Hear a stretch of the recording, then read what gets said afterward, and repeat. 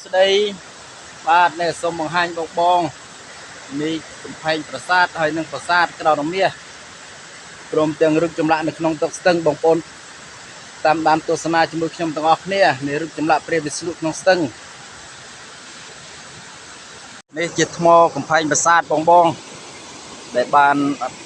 បាក់ធ្លាក់ចូលទៅក្នុងទឹក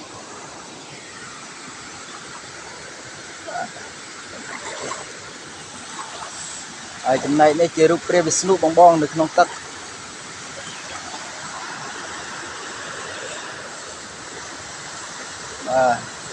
នេះជារូបព្រះវិស្ណុដែលស្ថិតនៅក្នុងទឹកស្ទឹងភ្នំគូលែន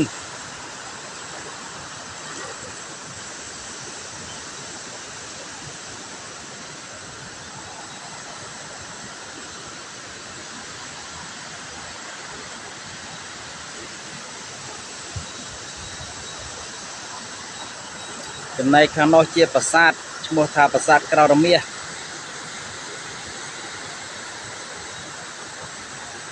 បាទបងនេះរូបព្រះវិស្ណុ